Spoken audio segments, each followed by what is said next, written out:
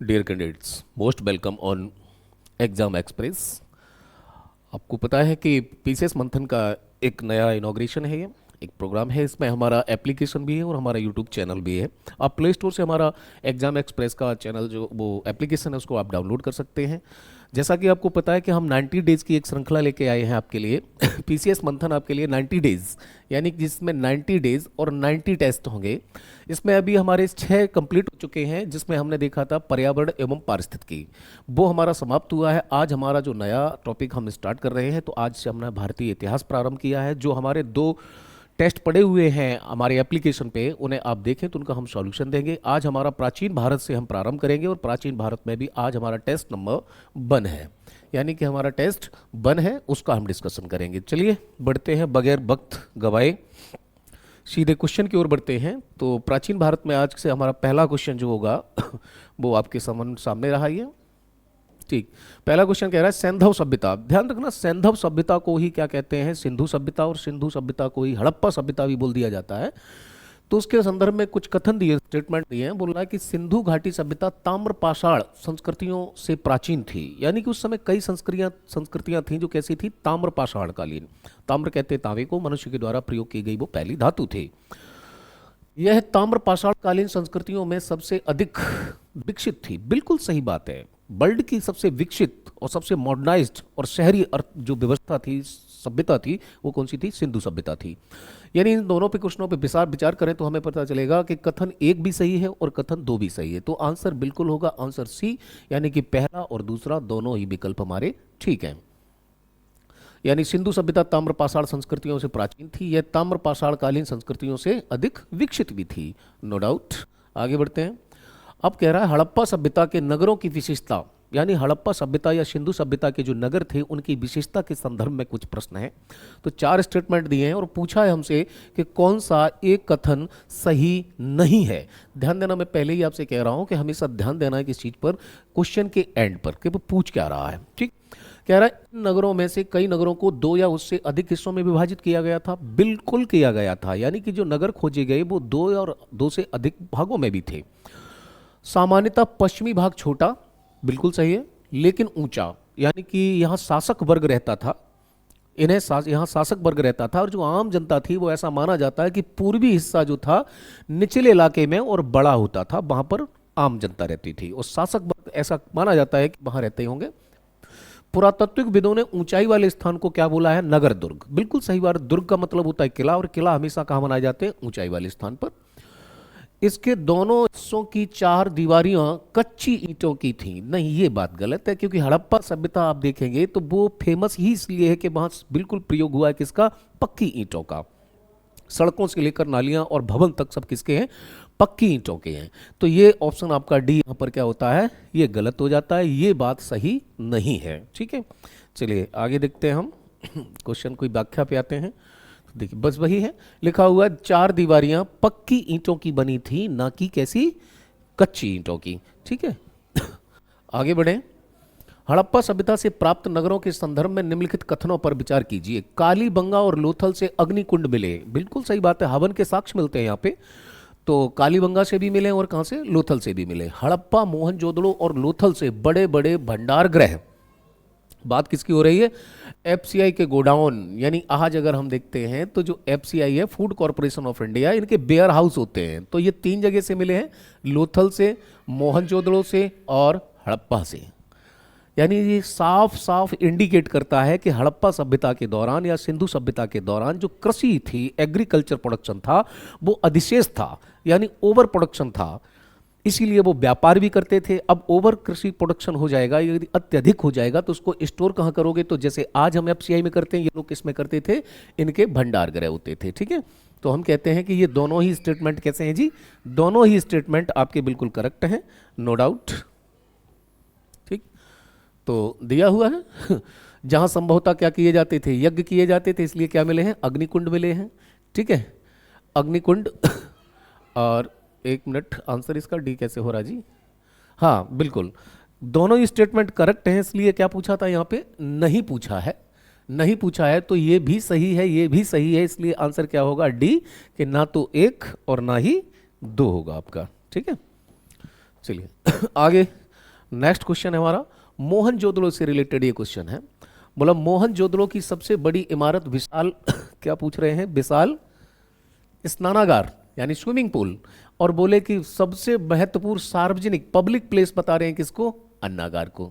ये दोनों ही चीजें क्रॉस हो चुकी हैं। आप ध्यान देखिए, जैसे स्विमिंग पूल है, जहाँ कोई पर्व पड़ा या विशेष महापर्व पड़ा या कुछ भी हुआ या कोई धार्मिक अनुष्ठान है, तो वो पब्लिक प्लेस था कौन सा, विशाल स्नानागार, जहाँ बहुत सारे लोग एक साथ क्या कर सकते थे, स्नान कर सकते थे, पूजा याचना कर सकते थे। लेकिन आम पब्लिक का इनसे क्या लेना देना था, अन्नागार।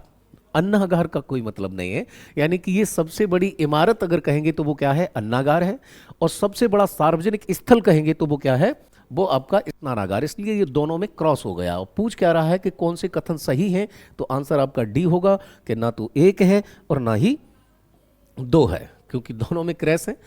बड़ी इमारत के रूप में देखते तो क्या है, अन्नागार है, ठीक, और बड़ा महत्वपूर्ण सार्वजनिक स्थल देखते हैं तो क्या है, स्नानागार है। चलिए ठीक है, कुछ खोजकर्ता हैं, कुछ हड़प्पाई स्थल हैं जिनका उत्खनन किया गया था। तो उत्खनन के मामले में देखते हैं तो आप देखोगे तो कालीबंगा, ये बी का 2 सीधा मिल रहा है, और बी का 2 अगर आप देखते हैं तो यहाँ रखा हुआ है, ठीक, यानी कि ए का 4 है। यज्ञदत्त शर्मा ने खोज की है किसकी, उत्खनन किया किसका, सुत के गेंड उसका, रोपड़ का, ठीक। दूसरे में आप देखते हैं ये हो ही गया। तीसरे में देखते हैं तो तीसरा यानी कि आर विस्ट ने धौलावीरा, और अल्बर्ट अल्सर्ट स्टाइन ने क्या किया है, सुत के गेंडोर की उन्होंने उत्खनन का कार्य किया है। तो ये मिल जाता है।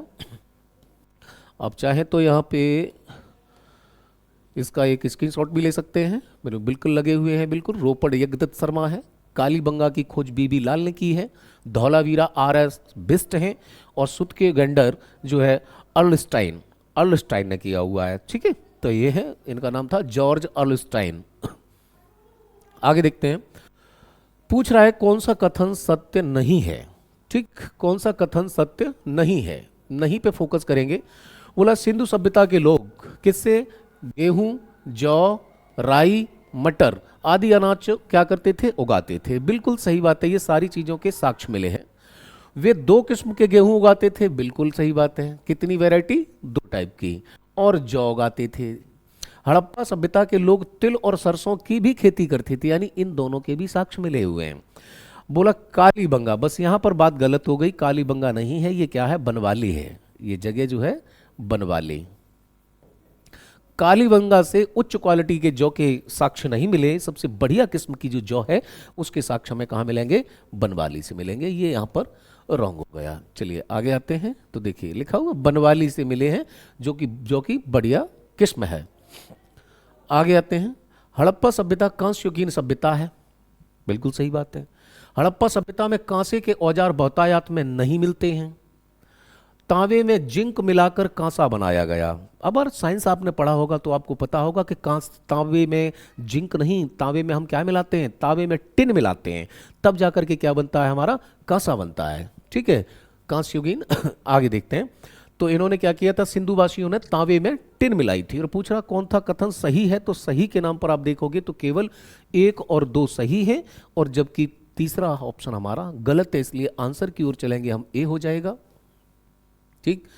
यहाँ भी देखिए, तांबे में टिन मिलाकर कांसा बनाया जाता है, ना कि तांबे में शीशा। आगे देखते हैं, हड़प्पा सभ्यता कांसे की थी, कोई दिक्कत नहीं, कांसे के औजार बहुतायत में नहीं मिलते हैं, कम मिलते हैं।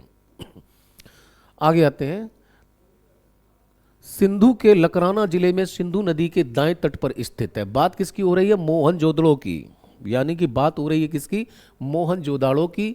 और पूछ रहा है क्या सही नहीं है, यह सिंध के लकराना जिले में सिंधु नदी के दाएं तट पर स्थित है, बिल्कुल सही बात है, यानी सही हो गया।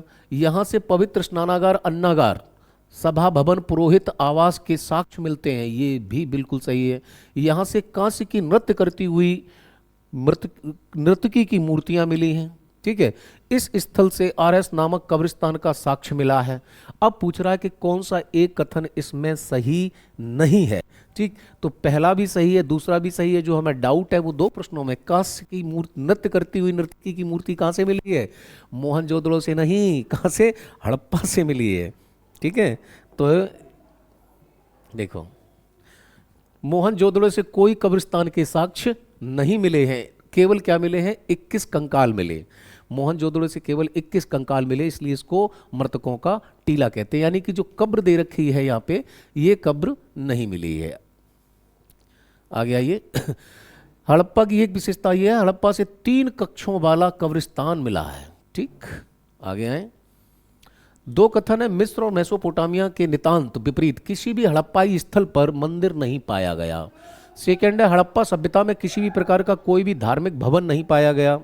दूसरा है, तीसरा लिखा, हड़प्पा संस्कृति में धार्मिक अंधविश्वास और आचारों में एक रूपता नहीं थी। यानी कि आप देखते हो तो कथन इसमें पूछ रहा है कि कौन कौन से सही हैं, तो कथन 2 और 3 सही है, 1 वाला गलत है। डी, उपयुक्त सभी कथन कैसे हैं? सत्य हैं। यानी कि जो सारे के स्टेटमेंट आपके लिखे हुए हैं, जितने भी स्टेटमेंट हैं, यानी कि जो सारी बातें की गई वो कैसी हैं? बिल्कुल सत्य है। आंसर क्या होगा आपका? डी होगा। ठीक है, क्योंकि मिस्र और मेसोपोटामिया पुराना नाम है इराक का, मेसोपोटामिया के नितांत विपरीत किसी भी हड़प्पाई स्थल से मंदिर नहीं मिले हैं। ठीक है, धार्मिक अंधविश्वास एक प्रकार के नहीं थे इनके पास। ठीक है, हड़प्पा सभ्यता अश्व केंद्रित सभ्यता नहीं थी। कथन कारण है, क्योंकि आरंभिक एवं परिपक्व हड़प्पा संस्कृति में घोड़े के साक्ष्य प्रमाण नहीं मिलते हैं। दोनों ही बातें बिल्कुल सही हैं। हालांकि बाद में कुछ स्थान ऐसे हैं जहां से घोड़े की अस्थियां मिली हैं, लेकिन बहुतायत क्या बोला? केंद्रित, अश्व केंद्रित नहीं थी। ठीक है, तो क्या होगा? आर और ए आर दोनों सत्य हैं और आर जो है वो एक ही सही व्याख्या भी कर रहा है। ठीक, आगे आए। हाँ, ध्यान देना, स्रोत आर एस शर्मा। ठीक है, ये विवादित है। विवादित इसलिए था प्रश्न वो वाला, घोड़े वाला, क्योंकि एक मूवी आई थी ऋतिक रोशन की, उसका नाम था मोहनजोदाड़ो, उसमें घोड़ा दिखा दिया था, जबकि घोड़े के साक्ष्य बहुत नहीं है।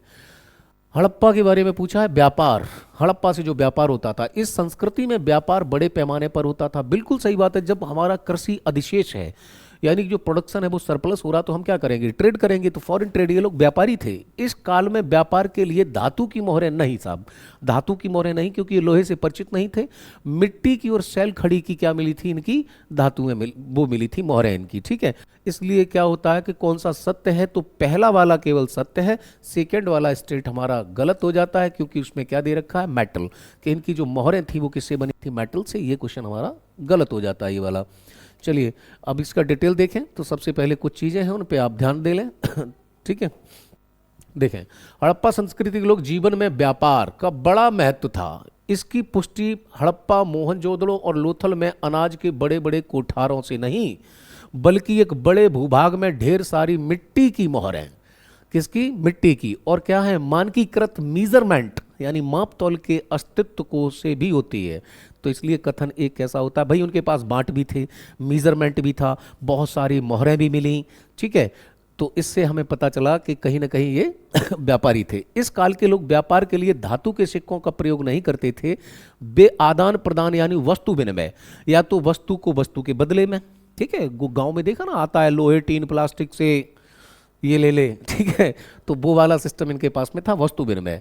वे मिट्टी की मोहरों का उपयोग करते थे। अतः 2 कथन कैसा है? रॉन्ग हो जाता है। ठीक है, अगले क्वेश्चन की ओर बढ़ते हैं हम। हड़प्पा संस्कृति की धार्मिक प्रथा के संदर्भ में, धार्मिक प्रथा के लिए पूछा गया है। इस संस्कृति के लोग मातृ देवी की पूजा करते थे। बिल्कुल सही बात है, मातृ देवी की पूजा होती थी यहाँ पे। इस संस्कृति में वृक्ष, पशु और पूजा का प्रचलन था। बिल्कुल सही है। इस काल में पूजा अर्चना के लिए मंदिरों का निर्माण करवाया? नहीं जी, मंदिरों का निर्माण नहीं करवाया। भगवान को अभी खुले में ही रखते थे, क्योंकि प्रकृति के प्रेमी थे। बोलते कि हम और आंधी बारिश पानी सब झेल रहे हैं, तो भगवान आप भी झेलिए। तो मंदिर नहीं थे। मंदिर आगे चलेंगे तो मंदिरों का सर्वप्रथम निर्माण स्टार्ट होगा कहाँ से? गुप्त काल से होगा। यहाँ मंदिर नहीं थे, लेकिन मूर्तियाँ थीं। ठीक, तो ये बात क्या हो गई आपकी? गलत हो गई। इस काल के लोग अनिष्टि से बचने के लिए ताबीज पहनते थे। बिल्कुल सही बात है, तब भी पहनते थे, आज भी पहनते हैं। ठीक, तो कुल मिलाकर के देखते हैं तो स्टेटमेंट कौन सा हमारा रॉन्ग हो जाता है? स्टेटमेंट हमारा तीसरा। ठीक, आइए देखते हैं। हड़प्पा संस्कृति के लोग वृक्ष, पशु और मानव के स्वरूपों को देवताओं की पूजा करते थे, परंतु ये अपने देवताओं के लिए मंदिर निर्माण नहीं करते थे। उस काल में मंदिर मिस्र और मेसोपोटामिया में बनाए गए। मिस्र में भी मंदिर थे और मेसोपोटामिया में भी थे, लेकिन हड़प्पा में नहीं थे। हड़प्पा संस्कृति के लोग पृथ्वी की उर्वरता की देवी समझते थे और उसकी पूजा करते थे। आज भी धरती को हम माता कहते हैं। उल्लेखनीय है कि हड़प्पा में पक्की मिट्टी की में स्त्री के गर्भ से निकलता हुआ पौधा दिखाया गया, संभवतः पृथ्वी देवी को इंगित करता है। ठीक, सिंधु क्षेत्र के लोग वृक्ष पशु पूजा करते थे। इनमें सबसे महत्वपूर्ण जो पशु था इनका, वो एक सींग वाला कोई जानवर था, जैसे यूनिकॉर्न, जो संभवतः ऐसा माना गया कि जो गैंडा होगा। एक कुबड़ वाला सांड भी था। उन दोनों की पूजा, यानी दो पशु सबसे महत्वपूर्ण थे। एक श्रृंगी, एक सींग वाला एक पशु था वो, और दूसरा एक कुबड़ वाला बैल। ठीक है, आगे आए। पूछा हड़प्पा संस्कृति के नगरों में, कछार दो स्टेटमेंट है। हड़प्पा संस्कृति के नगरों में पक्की ईंटों का प्रयोग विशेष बात है। बिल्कुल सही बात है, पक्की ईंटों का प्रयोग विशेष बात है।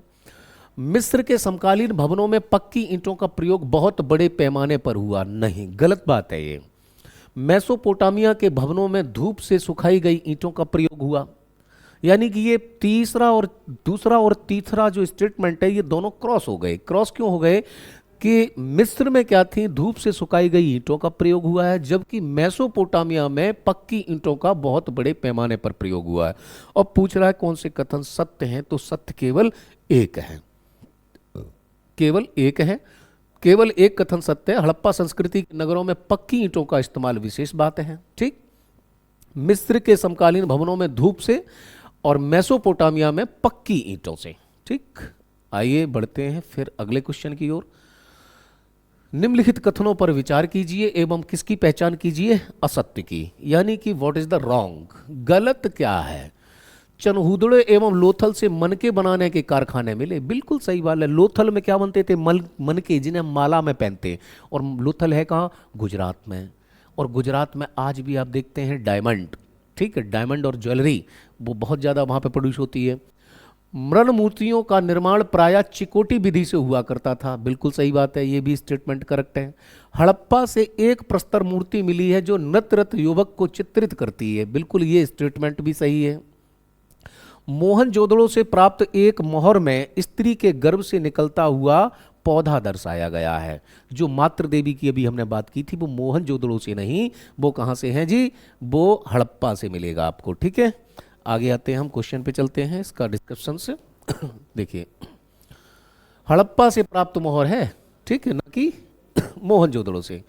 चलिए, कुछ स्टेट दिए हुए हैं और कुछ वहाँ पर स्थल है, हड़प्पा के कुछ स्थल हैं। तो सबसे पहले कुंडली, ये हरियाणा में है।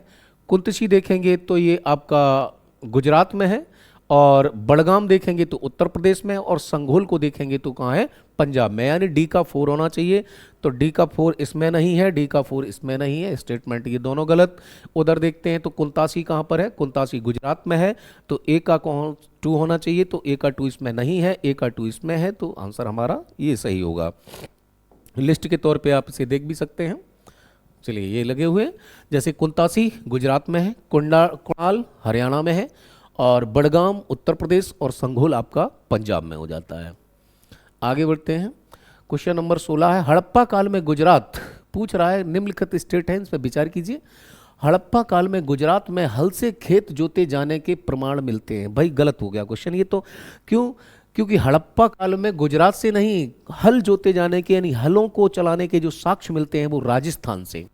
हड़प्पा काल में सिंचाई के लिए नहर या नालों की परिपाटी नहीं थी, सेकंड स्टेटमेंट करेक्ट है, इसलिए आंसर आपका बी होगा। आइए देखते हैं डिस्क्रिप्शन में क्या है। हाँ देखिए, हड़प्पा, यहाँ कोई फावड़ा या फॉल तो नहीं मिला, लेकिन कालीबंगा की प्राक हड़प्पा अवस्था में जो कूड़, यानी कूड़ समझते होंगे, अगर किसान पुत्र होंगे तो आप जानते हैं कि पहले जो हल चलते थे तो हल से जो नाली बनती थी उसे हम क्या कहते हैं, कूड़। तो जुते हुए खेत के साक्ष्य हैं, हल रेखा देखे गए हैं, उनके अनुमान लगाया गया कि हड़प्पा काल में राजस्थान में हल जोते जाते थे।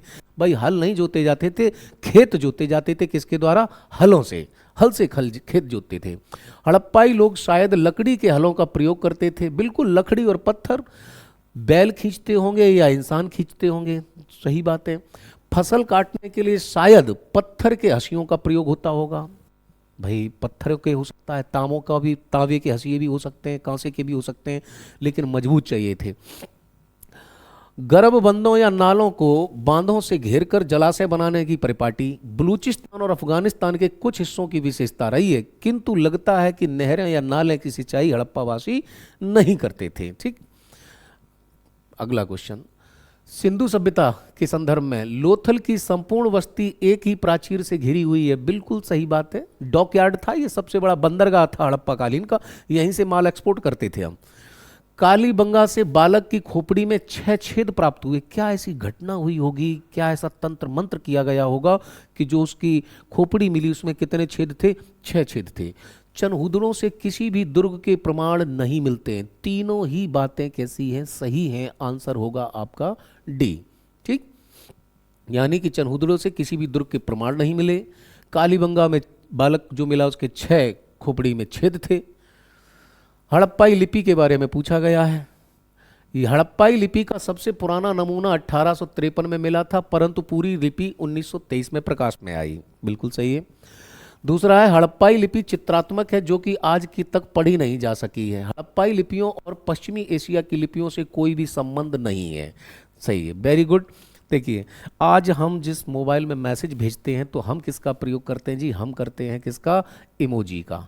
ठीक है, तो इन्होंने भी क्या किया, जो इनकी लिपि थी वो कैसी थी? चित्रात्मक थी, भावों से भरपूर थी, या ध्वनि हो सकती है।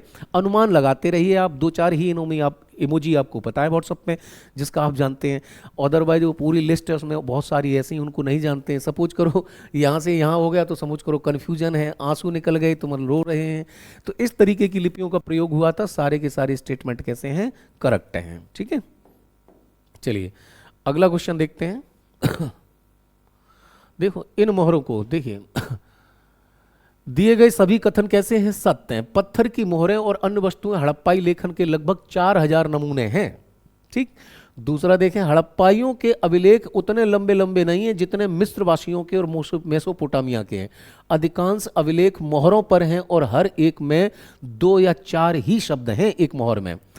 इन मोहरों का प्रयोग धनाढ्य लोग अपनी निजी संपत्ति को चिन्हित करने के लिए करते थे। आज भी हम अपने घर पर क्या करते हैं? नेम प्लेट लगा देते हैं। ठीक, और आज भी क्या चलती है? रबर स्टाम्प चलती है। तो हो सकता है इन्होंने मोहर है, भाई मेरी संपत्ति है, या हम कोई विदेश में सामान भेज रहे हैं तो उस पर क्या लगा दी? मोहर लगा दी। ठीक है, इस लिपि में कुल मिलाकर 250 से 400 तक चित्र हैं, चित्राक्षर हैं, जिन्हें क्या कहा गया? पिक्टोग्राफ। और चित्र के रूप में लिखा हर अक्षर किसी ध्वनि भाव वस्तु का सूचक है। हड़प्पा लिपि वर्णात्मक नहीं बल्कि मुख्यतः कैसी है? चित्रलेखात्मक है। समकालीन लिपियों के साथ इसकी तुलना करने के प्रयास किए गए लेकिन मैच नहीं हुआ। परंतु यह तो सिंधु प्रदेश का आविष्कार है और पश्चिम एशिया की लिपियों से इसका कोई भी संबंध हमें दिखाई नहीं देता है। ठीक है, क्या लिखते थे भगवान जाने, वही जाने। हड़प्पा सभ्यता के बारे में एक कथन कौन सा है? असत्य है। प्रस्तर शिल्प में हड़प्पा संस्कृति पिछड़ी हुई है। हड़प्पा सभ्यता में सबसे महत्वपूर्ण पशु कुबड़ वाला बैल था। सांड। हड़प्पा से लिंग पूजा एवं वृक्ष पूजा के प्रमाण मिलते हैं। हड़प्पा सभ्यता में मंदिर के प्रमाण नहीं मिलते। तो मंदिर के बारे में अभी बता दिया तो नहीं मिलते हैं। ठीक है, लेकिन 2 पशु थे, उसमें एक सींग, एक श्रृंगी जो पशु था वो, एक से एक सींग था जो संभवतः गैंडा हो सकता है, और एक क्या था? कुबड़ वाला बैल। तो यहां पर देखे हैं तो सबसे महत्वपूर्ण पशु कुबड़ वाला सांड न होकर के क्या था? एक सींग वाला, यानी ऑप्शन बी में दिक्कत है। यानी कि एक सींग वाला जानवर यूनिकॉर्न जो है वो इनके लिए सबसे महत्वपूर्ण था। कपास सैंधव सभ्यता, कपास जो है वो सैंधव लोगों की मूल फसल थी। यानी सिंधु सभ्यता के लोगों की मूल फसल क्या थी? कपास, क्योंकि यूनानी लोग कपास को सिंडन कहते थे जो सिंधु शब्द से निकला। बिल्कुल सही बात है भाई, बातें तो बिल्कुल दोनों सही हैं, लेकिन जो नीचे है यूनानी सिंडन को, कपास को सिंडन कहते थे, इसका कोई लेना देना नहीं कि सिंधु सभ्यता के लोग खेती करते थे किसकी? कपास की। तो ए और आर दोनों सही हैं, लेकिन जो स्पष्टीकरण है, जो व्याख्या है, वो आर नहीं कर पा रहा है किसकी? ए की। ठीक, सिंधु सभ्यता के संदर्भ में फिर कथन दिए हुए हैं और चुनना क्या है, कौन सा सही है। लोथल से चावल एवं रंगपुर से धान की भूसी के साक्ष्य प्राप्त होते हैं। लोथल और रंगपुर दोनों से मिले हैं जी।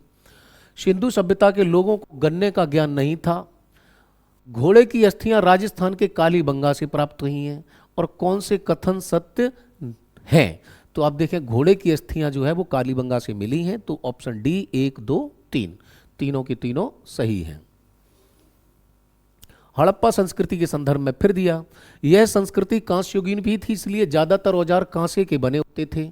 लोथल हड़प्पा संस्कृति का एकमात्र बंदरगाह नगर था। भाई देखो, अब पूछ रहा है कौन से सत्य हैं, तो दूसरा वाला सत्य है, क्योंकि ज्यादातर औजार कांसे के नहीं बल्कि किसके थे, पत्थर के थे।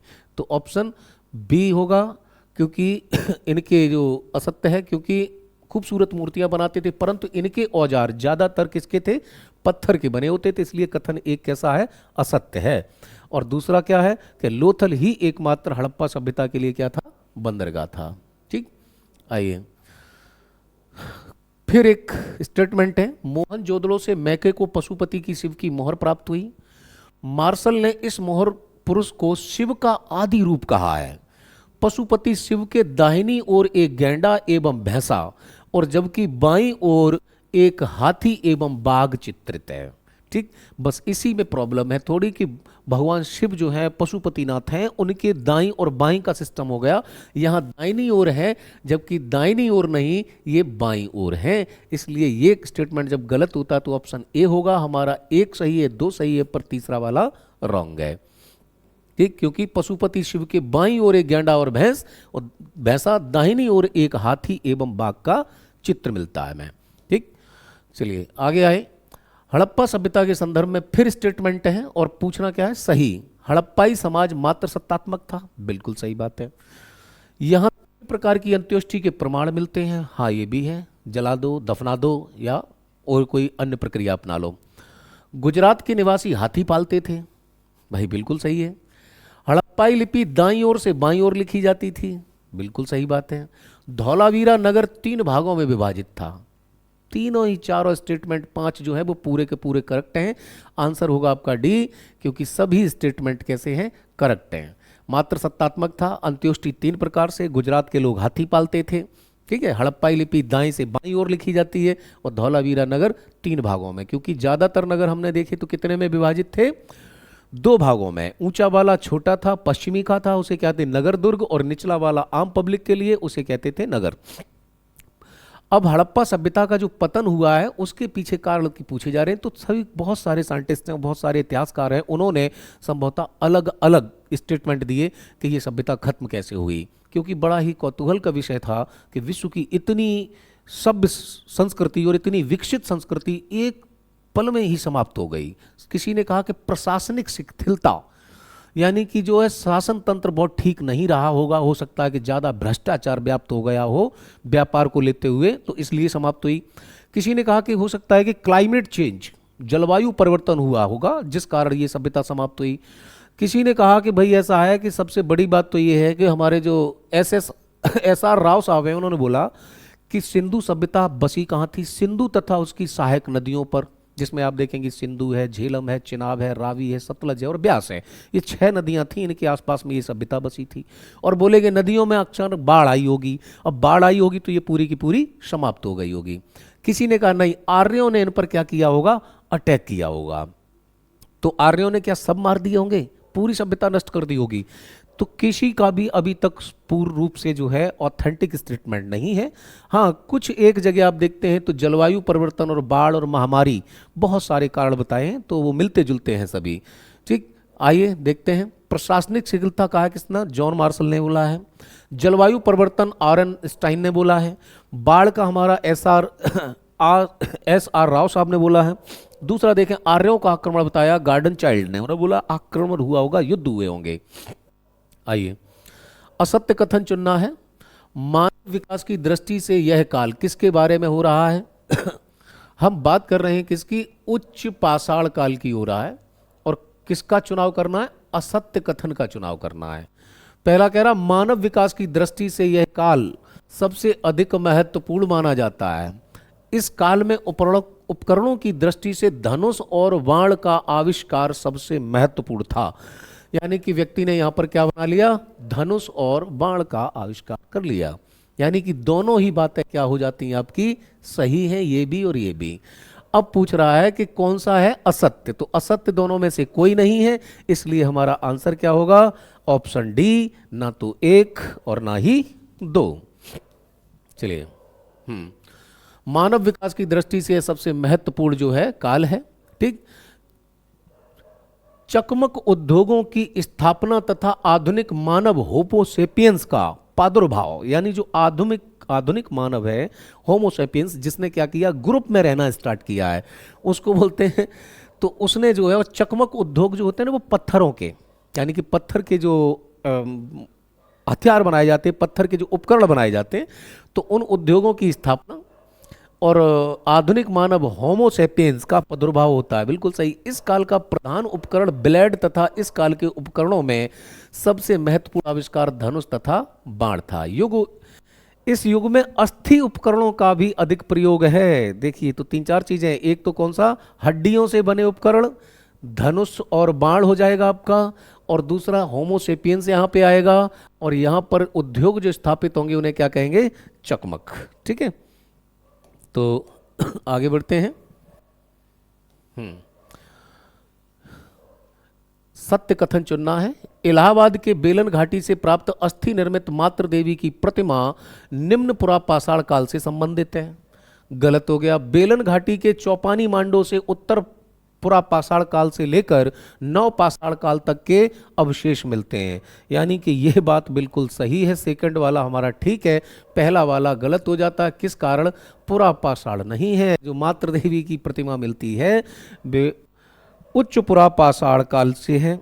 ठीक है, इसलिए पहला स्टेटमेंट इसका गलत है और सेकंड वाला हमारा फिट होता है। ये इसमें चलते हैं। इलाहाबाद के बेलन घाटी में स्थित लोहदा नाले से मिली अस्थि निर्मित, यानी कि हड्डी से मिली है मातृ देवी की प्रतिमा उच्च पुरा पाषाण काल की है। बेलन घाटी में चौपानी मांडो उत्तर पुरा पाषाण काल चरण से लेकर और नव पाषाण काल तक के वहां से साक्ष्य मिलते हैं, हमें अवशेष मिलते हैं। क्वेश्चन नंबर 28 है, मध्य पाषाण काल के बारे में पूछ रहा है।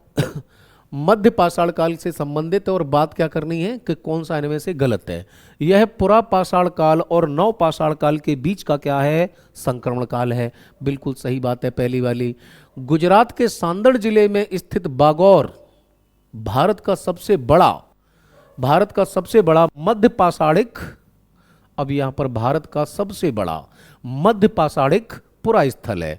अब बात कहाँ की है, गुजरात के सांदड़ नहीं, गलत बात है। ये वहां पर नहीं बल्कि राजस्थान के भीलवाड़ा जिले में स्थित है, उसे कहते हैं बागौर, जहां से ऊंट की भी अस्थियां हमें प्राप्त होती हैं। यानी कि राजस्थान का जिला है भीलवाड़ा और भीलवाड़े में एक जगह है बागौर, और बागौर जो है वो भारत का सबसे बड़ा पुरा पाषाणिक स्थल है। तो इसलिए स्टेटमेंट हमारा केवल दो सही, यानी कि पूछ रहा है कौन सा असत्य है, तो पहला वाला हमारा क्या हो जाएगा, असत्य हो जाएगा। चलिए पहला असत्य है। तो आप देखते हैं मध्य पाषाण काल का समय 1000 ईसा पूर्व से 500 ईसा पूर्व के बीच माना जाता है। यह पुरा पाषाण काल और नव पाषाण काल के बीच का संक्रमण काल है। मध्य पाषाण काल के लिए मिसोलिथिक पीरियड शब्द यूज किया गया है, हार्वर्ड वेस्टॉक ने किया है 1866 में। भारत में मध्य पाषाण काल के पुरा स्थल राजस्थान में भी है, गुजरात में भी है, महाराष्ट्र में भी है, आंध्र प्रदेश में भी है, कर्नाटक में भी है, तमिलनाडु में है। यानी कि बहुत सारे जो स्टेट्स हैं वहां पर आपको क्या मिल जाएंगे, मध्य पाषाण काल के क्षेत्र मिलेंगे। इन जगहों में पुरातत्ववेत्ताओं ने लघु पाषाणों उपकरण प्राप्त किए हैं, यानी कि इन्होंने जो यहाँ से प्राप्त किए हैं, जो यहाँ पर एक वर्ड है आपका मिसोलिथिक, तो जो उपकरण है वो प्राप्त किए। राजस्थान के भीलवाड़ा जिले में स्थित बागौर भारत का सबसे बड़ा मध्य पाषाणिक पुरा स्थल है। आगे देखते हैं, नियोलिथिक, असत्य कथन चुनना है। नियोलिथिक नव पाषाण शब्द का प्रयोग सर्वप्रथम हार्वर्ड वेस्टॉक ने किया था, बिल्कुल सही है। मानव विकास के इतिहास में नव पाषाण काल सबसे महत्वपूर्ण एवं क्रांतिकारी है, क्योंकि यहीं पर आग का आविष्कार होता है, यहीं पे पहिए का आविष्कार होता है। कहाँ पे होता है, नव पाषाण काल में, और मनुष्य खेती की ओर बढ़ना स्टार्ट करता है। और जो नव पाषाण के लिए नियोलिथिक जो यूज किया है वो किसने, हार्वर्ड वेस्टॉक ने। ये दोनों ही चीजें हम पढ़ चुके हैं। स्टेटमेंट दोनों ही कैसे हैं, सत्य हैं, और पूछ रहा है क्या कि असत्य। अब असत्य पूछा हुआ है, स्टेटमेंट दोनों सत्य हैं, तो आप क्या कहोगे, इनमें से कोई नहीं, सॉरी एक मिनट, केवल एक है। नियोलिथिक पाषाण शब्द का प्रयोग हार्वर्ड वेस्टॉक ने नहीं किया, किसी अन्य ने किया है। आइए, नियोलिथिक शब्द का प्रयोग सर्वप्रथम सर जॉन लुबाक ने किया है अपनी पुस्तक प्री हिस्टोरिक टाइम्स 1865 में किया था। जॉन लुबाक ने नव पाषाण शब्द का प्रयोग उस युग को बताने के लिए किया कि मानव विकास के इतिहास में नवपाषाण काल सबसे महत्वपूर्ण और क्रांतिकारी है। इसके पहले मानव पूर्णतः प्रकृति पर निर्भर था, लेकिन अब तक यह प्राकृतिक तत्वों को नियंत्रित करने में सफलता प्राप्त कर ली थी। कृषि तथा पशुपालन के ज्ञान ने मानव जीवन के जिस विकास क्रम को प्रारंभ किया वह आज भी नियंत्रित है। मैंने बोला कि यहाँ पे मनुष्य ने पालतू जानवरों को पालतू बनाया, खेती करना स्टार्ट कर ली, ठीक है, तो इस कारण आज भी उसी पद्धति पे है। हाँ देखिए, मेहरगढ़ को बलूचिस्तान की रोटी की टोकरी कहा जाता है क्योंकि यहाँ के लोगों ने सर्वप्रथम गेहूं, जौ और कपास की खेती प्रारंभ की थी। बिल्कुल सही बात है। मेहरगढ़ जो है भारत से ईरान जाते समय बोलन नदी और बोलन घाटी और बोलन दर्रे के पास में स्थित था, और वहां से देखें तो भेड़ों के साक्ष्य मिले, भेड़ पालन के साक्ष्य मिले, और यहीं से सबसे पहले देखें तो गेहूं, जौ और कपास की खेती के साक्ष्य मिलते हैं। तो मेहरगढ़ ये बहुत इंपॉर्टेंट है, और इसका कारण है मेहरगढ़ को बलूचिस्तान की रोटी की टोकरी कहते हैं। ए आर दोनों सत्य हैं और आर ए की सही व्याख्या भी कर रहा है। ठीक, देखिए, कृषि कर्म के आविष्कार ने स्थिर जीवन की शुरुआत की, यानी कि व्यक्ति को जब खेती का ज्ञान हुआ तो उसने क्या किया, स्थायी रहना स्टार्ट कर दिया। स्थायी आवासों का निर्माण हुआ, परिवार व कुटुंबों का विकास हुआ, गांवों का जन्म हुआ। खेती पर आधारित नवपाषाणकालीन संस्कृति प्रारंभिक साक्ष्य पाकिस्तान के केट्टा से लगभग 150 किलोमीटर दूर मेहरगढ़ के उत्खनन से मिले हैं। यहाँ से नवपाषाण काल से लेकर हड़प्पा काल तक के संस्कृतियों के अवशेष मिले हैं। यहीं से कृषि का प्राचीनतम साक्ष्य भी मिलता है।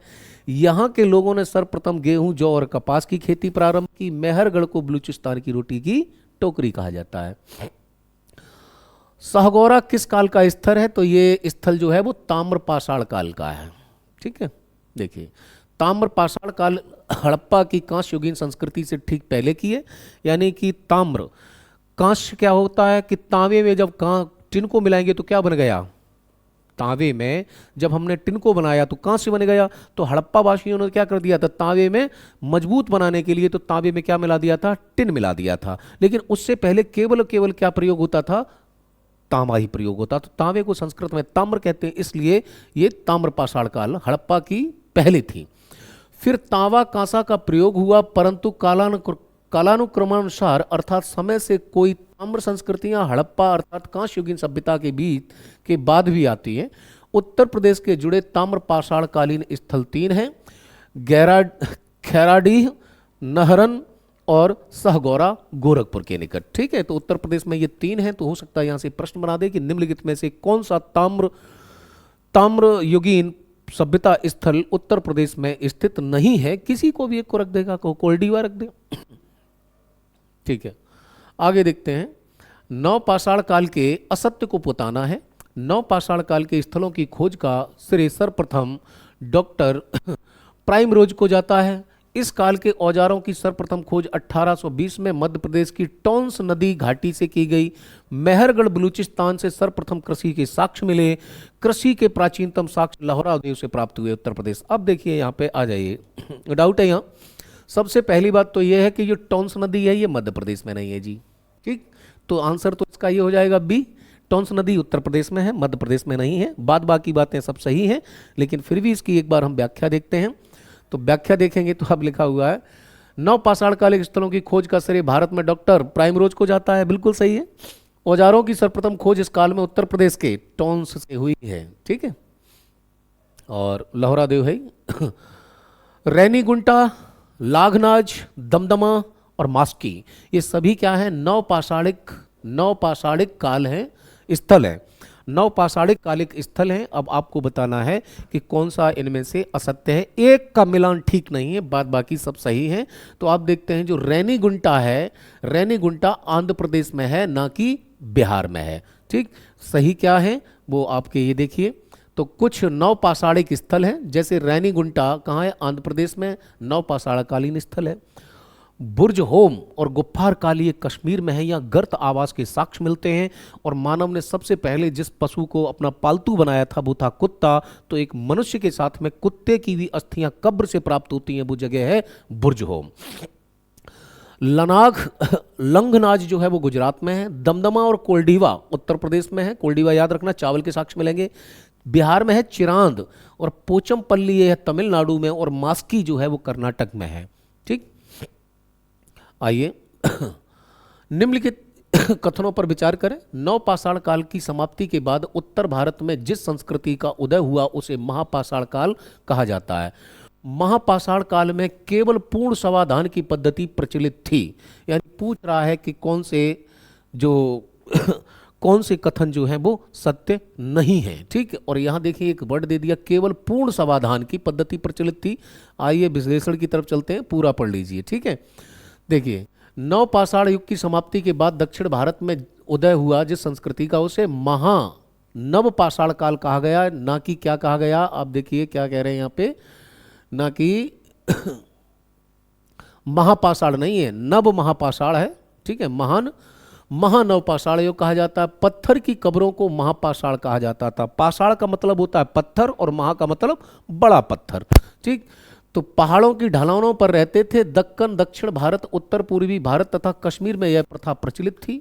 यहाँ की कब्रों में लोहे के औजार, घोड़े के कंकाल, पत्थर व सोने के गहने भी प्राप्त हुए। महापाषाण काल में आंशिक समाधान की पद्धति भी प्रचलित थी, और वहां पर वर्ड लिखा हुआ है केवल, पूर्ण समाधान नहीं। सबों को जंगली जानवरों को खाने के लिए छोड़ दिया जाता था, तथा ब्रह्मागिरी आदि चंद्रलूर, मास्की और चिंगलपत्तू, नागार्जुनकोंडा आदि इसके प्रमुख समाधान केंद्र थे। मैंने बोला कि उस समय अंत्योष्टि की 3 पद्धतियां प्रचलित थीं, या तो दफना दो या जला दो, नहीं तो फिर जानवरों को खाने के लिए छोड़ दो। चलिए आगे देखते हैं। पुरापाषाण काल, मध्यपाषाण काल, नवपाषाण काल और ताम्रपाषाण काल। अब इनके तुम्हें क्या लगाने हैं कि वो जो बुर्ज होम है वो किस में आएगा, मध्यपाषाण काल का कौन सा है, और पुरापाषाण काल का कौन सा स्थल है। इनका कालक्रम और खोजे गए। सीधा हम लिस्ट पे आते हैं। सबसे पहले देखें, जो बुर्ज होम है वो किसका है, नवपाषाण काल का है। ताम्रपाषाण काल कौन सा है, खैराडी उत्तर प्रदेश का है। पुरापाषाण काल बेलन घाटी, और मध्यपाषाण काल बीरभानपुर। सर्वप्रथम रॉबर्ट ब्रूस फ्रूट ने 1863 में संगम कुल्लू के पास प्रथम हैंड एक्स, हाथ की कुल्हाड़ी प्राप्त की थी। नहीं, ये रॉबर्ट ब्रूस फ्रूट ने नहीं की थी, वो कोई दूसरे थे, उन्होंने की थी।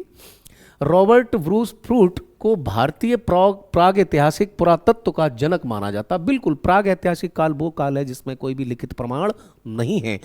ठीक है, तो यहाँ पर देखते हैं कौन से सही है। तो केवल सेकंड स्टेटमेंट सही है, फर्स्ट वाला आपका गलत है, क्योंकि सर्वप्रथम रॉबर्ट ब्रूस ने मद्रास के पास पनमपुल्ली में एक हैंड एक्स प्राप्त की थी। इन्हीं रॉबर्ट ब्रूस को भारतीय, हाँ जी, दोनों हाँ, पुरातत्व का जनक मानते हैं। हैंड एक्स संस्कृति के उपकरण मद्रास के बादम दुराई व अतिरमपक्कम से प्राप्त हुए हैं। ठीक है, यानी कि आंसर बी है। केवल कौन सा सही है, दूसरा वाला सही है, पहला वाला नहीं है। ठीक, प्राग ऐतिहासिक काल के संदर्भ में कुछ कथन है। शिवालिक पहाड़ियों से मिले बानरों के जीवाश्म को रामपिथेकस नाम दिया गया है। यानी जो बानर है मानव के सबसे क्लोज थे, उन्हें रामपिथेकस नाम दिया। प्राग ऐतिहासिक मानव के जीवाश्म मुख्य से प्लोस्ट्रीसियन युग की चट्टानों से मिले हैं। इस काल की प्रस्तर संस्कृतियों को पहली बार डेनमार्क के विद्वान सीजे थॉमसन ने 1820 में मानव इतिहास में विभाजित किया। इस काल में मिले पाषाण काल के औजार और उपकरण भी विभाजन का आधार हैं। अब बात यह है कि करना है कि कौन से सही हैं। तो आंसर होगा आपका डी, उपयुक्त सभी कथन कैसे हैं, बिल्कुल करेक्ट हैं। ठीक, क्योंकि 1820 में मानव इतिहास को कोपेनहेगन संग्रहालय की सामग्री के आधार पर 3 वर्गों में विभाजित किया गया है। कौन सा, पुरापाषाण काल, मध्यपाषाण काल और नवपाषाण काल। ठीक, और उसमें भी पुरापाषाण काल के कितने हैं, निम्न, मध्य और उच्च। आइए, हाँ, मानव के संदर्भ में दे रखा है कि हम जो हैं वो किस टाइप से देखें। ऑस्ट्रेलोपिथिकस मानव सबसे पहले थे जो खड़े होकर चलने लगे, और इन्हें ही आदि मानव भी कहा जाता है। ठीक है। होमो इरेक्टस मानव के ऐसे पूर्वज थे जो हिमाच्छिद क्षेत्रों में होते हुए समशीतोष्ण क्षेत्रों में पहुंच गए थे। नहीं, ये नहीं थे भाई, यानी कि जब आइस एज खत्म होता है और पूरी पृथ्वी पर जो आज जो कॉन्टिनेंट्स हैं ये बाहर आते हैं, तब बोला जाता है कि सबसे पहले हिमच्छादित क्षेत्रों से कौन पार होके आता है, समशीतोष्ण में कौन आता है। तो ये नहीं है। होमोसेपियंस आधुनिक मानव है जिसने समूह में रहना शुरू किया। हाँ, आज हम समूह में रहते हैं, बिल्कुल सही है। क्रोमेगनन मानव वर्तमान मानव के अंतिम पूर्वज हैं जो परिवार के साथ गुफाओं में निवास करता था। ये बात भी सही है। आइए चलते हैं। सबसे पहले मानव के प्रकार देखें। निएंडरथल, ये मानव के ऐसे पूर्वज क्षेत्र जो हिमाच्छिद कहाँ से थे यानी आइस एज, वहां पर बर्फ थी, उनसे निकलकर समशीतोष्ण क्षेत्र में पहुंच गए और इन्होंने सर्वप्रथम सब विसर्जन कर की प्रक्रिया अपनाई। यानी सबों को ये क्या करते थे, विसर्जन करते थे। ऑस्ट्रेलोपिथेकस केन्या के तुर्काना झील में इनका 48 लाख वर्ष पूर्व का जीवाश्म पाया गया है, इसलिए इन्हें मानव का पूर्वज माना जाता है। इन्हें प्रोटो मानव या आद मानव भी कहा जाता है। ये प्रथम मानव थे जो खड़े होकर चलने लगे थे। ऑस्ट्रेलोपिथेकस क्रोमेगेनन मानव या होमोसेपियंस की उपजाति है। वर्तमान मानव का अंतिम पूर्वज परिवार बनाकर गुफाओं में निवास, पत्थर, हाथी के दांत, आभूषण, जानवरों की खाल के वस्त्र पहनता था, कला प्रेमी थे, चित्रकारी करते थे और समाधान भी करते थे ये। ठीक। ताम्र पाषाणकालीन संस्कृतियों को कालक्रम से लगाइए। तो कालक्रम से जब आप लगाएंगे तो इसमें क्या हो जाएगा, ये उल्टा हो जाएगा पूरा। इसको पलट दीजिए। सबसे पहले कायथा, मालवा, रंगपुर और जारवे। तो क्या हो जाएगा, 4 3 2 1। यहाँ आइए देखिए, सबसे पहले आती है आहार संस्कृति, पूर्वी उदयपुर है। कायथा संस्कृति पूर्वी चंबल नदी है। रंगपुर संस्कृति देखते हैं तो 1700 से 1400 ईसा पूर्व है, ये गुजरात है, ये नर्मदा क्षेत्र है मालवा का। जारवे संस्कृति देखते हैं 1500 से 900 ईसा पूर्व है और ये महाराष्ट्र, दैमाबाद और इनाम गांव। ठीक। प्रभास संस्कृति देखते हैं तो 2000 से 14000 ईसा पूर्व की है। कहा गया कि संबंध में देखिए कथन और कारण है। चॉपर चॉपिंग पेबल संस्कृति को सोहन संस्कृति भी कहते हैं क्योंकि इस काल के उपकरण पंजाब के सोहन नदी घाटी से प्राप्त हुए। सही बात है, ए आर दोनों सही है। ए आर की सही व्याख्या भी करता है। देखो चॉपर क्या होता था, चॉपिंग पेबल संस्कृति, हैंड एक्स यानी हाथ की कुदाल। अब देखिए इस काल के उपकरण पंजाब के सोहन नदी घाटी से प्राप्त हुए, इसलिए इसे सोहन नदी घाटी, यानी कि पंजाब में जो उपकरण प्राप्त हुए वो कौन सी नदी थी, सोहन, इसीलिए इसका नाम क्या कर दिया, सोहन नदी घाटी। चलिए हड़प्पा के शहर के संदर्भ में पूछा। इस शहर का उत्खनन जॉन मार्शल ने के नेतृत्व में राय बहादुर दयाराम साहनी ने किया था। सही है। यहाँ के पश्चिमी दुर्गीकृत भारत भाग को जॉन मार्शल ने माउंट एबी कहा, नहीं इन्होंने नहीं कहा था, वो दूसरों ने कहा था। पूछना है कि कौन सा कथन सत्य है, तो पहला वाला सत्य है और दूसरा वाला आपका गलत है। देखिए उत्खननकर्ता कौन है, जॉन मार्शल के नेतृत्व में दयाराम साहनी। अवस्थिति कहाँ है, पाकिस्तान के पंजाब प्रांत के मांटगोबरी जिले में और रावी नदी के तट पर है, बाएं तट पर है। यहाँ के पश्चिमी दुर्गत भाग को प्रसिद्ध पुरातत्वविद के सर मार्टिन व्हीलर ने माउंट एबी का नाम दिया है, जबकि इसके सामान्य स्थल को दक्षिण में R37 नामक एक समाधि स्थल प्राप्त हुआ। हड़प्पा सभ्यता के लोथल के लिए पूछा है। इस शहर का उत्खनन यज्ञदत्त शर्मा ने किया। इस शहर में शवों को अंडाकार कब्र में दफनाया जाता था। सत्य केवल दूसरा है, पहला गलत है क्योंकि इसका उत्खनन इन्होंने नहीं किया। इसका उत्खनन रंगराथ नाव ने किया है। बंदरगाह था गोदीवाड़ा। फारस की मोहरें, यानी कि इससे स्पष्ट होता है कि सिंधु का व्यापार जो था वो कहां से था, फारस से था। ठीक है। यहां देखें धान की भूसी के साक्ष्य हैं, रंगपुर से भी प्राप्त हुए। 3 युग्म समाधान, यानी कि 3 लोगों को एक साथ एक ही कब्र में है। मम्मी के साक्ष्य, अग्निकुंड के साक्ष्य, पंचतंत्र के चालाक लोमड़ी की कथा सा परिदृश्य उत्पन्न करने वाला एक साक्ष्य, यानी पंचतंत्र जैसा भी, चनहुदड़ों की तरह मनका बनाने के कारखानों के साक्ष्य, वृत्ताकार चक्की, यानी कि चक्की गोल नहीं थी, कैसी थी, वृत्ताकार थी। 2 पार्ट मिले हैं। आटा पीसने की चक्की का यह पूरे सैंधव सभ्यता का एकमात्र उदाहरण है। बोले कि चक्की चलाने का काम मिला, बोले लोथल में।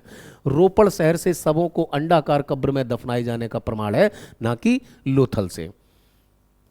आइए धौलावीरा नगर की योजना समानांतर चतुर्भुज के रूप में की गई। हड़प्पा सभ्यता का सबसे बड़ा स्थल राखीगढ़ी है। दोनों ही कथन सत्य हैं आपके। दोनों ही बातें सही हैं। धौलावीरा पुरास्थल की खुदाई में मिले अवशेषों का प्रसार मनहर व मानसर नामक नालों के बीच हुआ।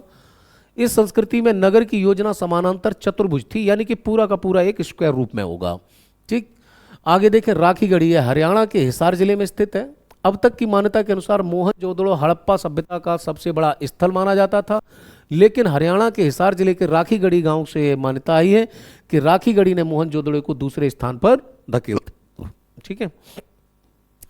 अधोलिखित संस्कृतियों में कौन पाषाण युगीन संस्कृति नहीं है? देखें, सोहन, सोथी, मद्रासियन, विंध्यन संस्कृति, तो कौन सी? सोथी नहीं है जी। देखिए, सोथी संस्कृति राजस्थान में घग्गर और चौतंग दो नदियों के बीच पर स्थित है।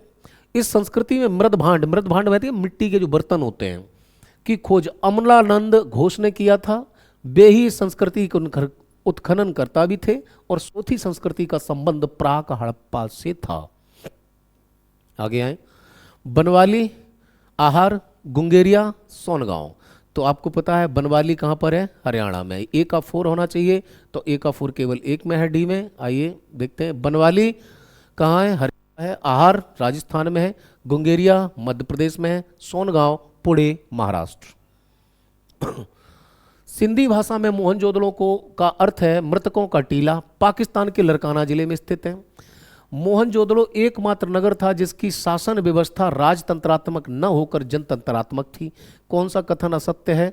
तो कोई सा कथन असत्य नहीं है, क्योंकि दोनों ही बातें अपने आप में कैसी हैं? सही हैं। ठीक है, आगे आए, कालक्रम से लगाइए, लौह युग, कांस्य युग, पूर्व पाषाण युग, नव पाषाण युग। ठीक है, सबसे पहले लगा लीजिए पूर्व पाषाण युग, उसके बाद में नव आएगा, उसके बाद में किसका ज्ञान होगा? कांसे का। कांसे के बाद में ज्ञान होगा किसका? लोहे का। तो 3 4 2 1, 3 4 2 1।